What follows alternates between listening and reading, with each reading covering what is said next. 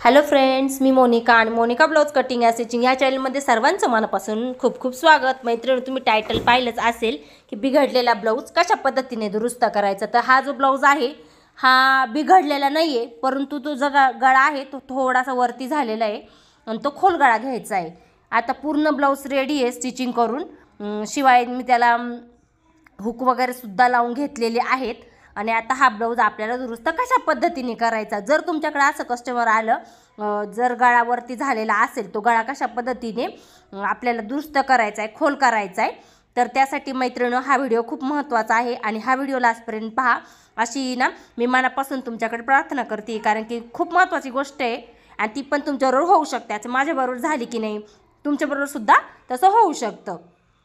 तर जो चौकोनी गळा आहे तो एकदम परफेक्ट आहे, पाठीमागचा म्हणजे सर्व ब्लाउज एकदम परफेक्ट बसलेला आहे। पण जो पुढचा गळा आहे तो आपला काय झालेला आहे, थोडासा लहान झालेला आहे। तो आता मोठा करायचा। तो कसा करायचा तर पहा मैत्रिणींनो, जो हिरव्या कलरचा ब्लाउज आहे तो कस्टमरचा आहे आणि त्या ब्लाउजची पट्टी आणि म्हणजे हुकलूक पट्टी आणि ह्या ब्लाउजची मी रेडी केलेली हुक पट्टी जास्त आहे की नाही, मग त्या जी जास्त आहे ती पण आता आपल्याला कमी करायची। आता थोडंसं पाव शिलाई मार्जिन ठेवून मी वरती खून करून घेते आहे खडूच्या सहाय्याने आणि तशीच खून आपल्याला दोन्ही पण बाजूला करायची। तर पण पहा मैत्रिणींनो, मी हुक लावून रेडी झालेला आहे, ब्लाऊज पण स्टिच झालेला आहे पूर्ण।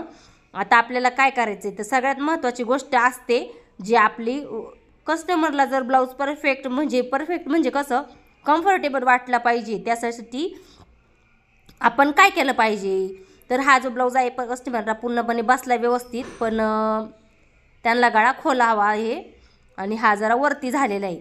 त्याच्यामुळे ते काय बोलले मला, मग मी काय केलं ते म्हणले की गळा मला खोल करून पाहिजे। तर मी सर्वात अगोदर जे हुक लावलेले आहेत ना ते काढून घेणार आहे मैत्रिणींनो। ते हुक काढल्यानंतर आता एवढी मेहनत आहे पण थोडंसं आपल्याला कष्ट घ्यावेच लागतील, कारण की कस्टमर आहे ते आपल्या देवासमान असतात। तर त्यासाठी मी हुक काढून घेतले। पहिलं हुक तर काढलंच, आता पहिल्या हुकापासून आपल्याला काय करायचं आहे, ब्लाऊज आकार वाढवायचा आहे ब्लाऊजच्या गळ्याचा। तर सर्वात महत्त्वाची गोष्ट म्हणजे आता हे ब्लाऊजला आपल्याला काय करायचं, जो गोट मारलाय ना समोरील भागाच्या दोन्ही, तो आपल्याला काढून घ्यायचा आहे मैत्रिणींनो। तर मी गोट काढताना कुठून सुरुवात करते, जिथून शोल्डर आहे ना आपण जॉईन केलेलं तिथून सुरुवात करायची गोट खोलताना। म्हणजे गोट अशा पद्धतीने खोलायचं आहे आपल्याला की जो गळा कटिंग झाल्यानंतर पुन्हा आपल्याला गोट व्यवस्थित ज्या पद्धतीने आपण पायपिंग केलेली आहे किंवा गोट मारलेला आहे त्याच पद्धतीने आपल्याला गोट मारायचं आहे। त्याच्यासाठी मी अगोदर शोल्डरपासून काय करते, व्यवस्थित काढून घेते, खोलून घेते। थोडा वेळ लागणार आहे मैत्रिणींनो, पण आपला ब्लाऊज कस्टमरला आवडलाच पाहिजे। जर त्या कस्टमरने अगोदरच मला असं जर सांगितलं असतं तर हा प्रॉब्लेम झाला नसता। तरीसुद्धा या प्रॉब्लेमचं सोल्युशन आपल्याकडं आहे। आणि कधी कधी काय होतं, पाठीचे भागसुद्धा वर उचलला जातो। तो का उचलला जातो मैत्रिणींनो ते पण सांगते मी तुम्हाला। पाठीचा जर उंची कमी झाली ना तरीसुद्धा ब्लाऊज उचलला जातो, वर पाठीमागून वर उचलला जातो आणि पुढून समोरून खाली येतो। तर मी सगळं काय करते, पटपट अगोदर जे आपण हे केलेले आहेत गोट मारलेला आहे तो खोलून घेते। मग गोट व्यवस्थित काय करायचं आहे, खोलून घ्यायचं आहे। सगळा गोट खोलून घ्यायचा आहे दोन्ही बाजूचा, एकाच बाजूचा नाही, तर आपल्याला दोन्ही पण बाजू रिपेअर करायच्यात। त्याच्यामुळे दोन्ही पण बाजूचं काय करायचं आहे, अगोदर गोट खोलून घ्यायचं आहे। ह्या पद्धतीने सगळा गोट खोलून घ्यायचा आहे व्यवस्थित। फक्त एवढी काळजी घ्यायची की आपण जो गोट खोलतोय तो पुढं म्हणजे कपडा फाटून देऊ नये, म्हणजे फाटून द्यायचं नाही आपल्याला, व्यवस्थित गोट खोलून घ्यायचं आहे। तर पहा मैत्रिणी, एक बाजूचा मी बऱ्यापैकी गोट खोलून घेतलेला आहे। तसं पद्धतीने दुसऱ्या बाजूचा गोट खोलून घ्यायचा आहे। आता पुन्हा एकदा काय करते मैत्रिणींनो, गोट खोलल्यानंतर पुन्हा मी चेक करते हुकपट्टी लुकपट्टी कितीपर्यंत आहे। तर दोन्हीचा बरोबर आकार आपल्याला आता गोलाकार काढायचा आहे। आता मी पहा शोल्डरपर्यंत दोन्ही पट्ट्या खोलून घेतल्या। त्याच्यानंतर ह्या पद्धतीने गोलाकार आकार आपल्याला आकार देऊन घ्यायचा आहे गळ्याला आणि तो जो कपडा आहे जास्तीचा तो कटिंग करून घ्यायचा आहे।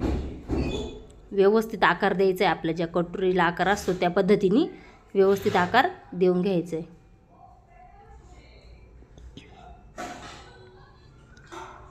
आता जर आपण जी गोटपट्टी आहे तिला तुमच्याकडे जर कपडा शिल्लक असेल तर तुम्ही त्याला काय करायचं आहे, पुन्हा आता आपल्याला वाढावं, गोटपट्टी कमी पडणार आहे दोन्ही बाजूनी सुद्धा. त्याच्यासाठी काय करायचं, व्यवस्थित तिथं आपल्याला परत आपला जॉईंट द्यायचा आहे गोटपट्टीला.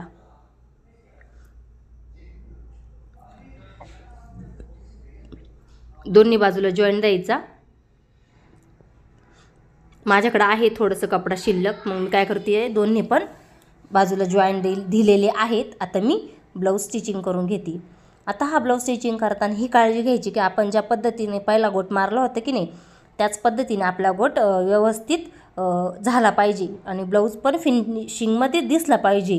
गोट कुठेही पलटी वगैरे पडू द्यायचा नाही किंवा कुठं जास्तीचा कपडा गुंतला नाही पाहिजे, याची काळजी घ्यायची मैत्रिणींनो.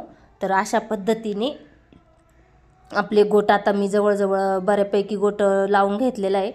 दोन्ही बाजूचे गोट मी रेडी करून घेणार आहे. जास्तीचा कपडा आहे इथं मी गोट पण कोपऱ्याला दाबून घेतला आहे. आता थोडासा कपडा जास्तीचा आहे ते कटिंग करून आता पुन्हा एकदा व्यवस्थित गोट काय करायचं आहे, शिवून घ्यायचं आहे. मैत्रिणी, माझ्या चॅनलवर नवीन असाल तर चॅनलला लाईक करा, शेअर करा, सबस्क्राईब करायला विसरू नका. आणि मुख्यत्वे आपला व्हिडिओ तुम्हाला कसा वाटला का मला कमेंट करून नक्की सांगा. आणि हे पाहू शकता मी बऱ्यापैकी ब्लाऊज कटिंग करून घेतलेला आहे. तर ह्याही बाजूचा काय केलं, दुसऱ्या बाजूचा ज्या पद्धतीने गोट मारला आपण लावला त्याच पद्धतीने जॉईंट देऊन, कारण की असंच होतं ज्यावेळेस आपल्याला गळा खोल करायचा असतो ना त्यावेळेस आपल्याला गोटपट्टी कमी पडते. त्याच्यामुळं काय केलं, जॉईंट दिला आणि आपला गोट पुन्हा एकदा रेडी करून घेतलेला आहे. तर अशा पद्धतीने ब्लाऊज रेडी होणार आहे मैत्रिणींनो. थोडं जास्तीचा कपडा आहे तो पण मी कटिंग करून घेतला, म्हणजे धागेदोरे कटिंग करून घेतले ब्लाऊजची. आपण आता गोट उसवला होता की नाही त्याच्यामुळं. तर मैत्रिणींनो, एकदम पहिल्यासारखा आपला ब्लाऊज पुन्हा आता रेडी झालेला आहे आणि जो गळा आहे तो पण आता वाढलेला आहे. अशा पद्धतीने मैत्रिणींनो तुम्ही पाहू शकता कशा पद्धतीने मी ब्लाऊज रेडी करून घेतलेला आहे. तर पहा, एकदम परफेक्ट आपला ज्या पद्धतीने कस्टमरने मला सांगितलं गळा, त्याच पद्धतीने मी गळा रेडी केलेला आहे आणि तो घालून पण पाहिला नंतर कस्टमरला, एकदम परफेक्ट बसलेला आहे. मैत्रिणींनो, अशा पद्धतीने तुम्हाला जर गळा वाढवायचा असेल तर मी ज्या पद्धतीने ट्रिक यूज केली ती ट्रिक तुम्ही नक्की यूज करा आणि तुमचा पण बिघडलेला ब्लाऊज दुरुस्त करा.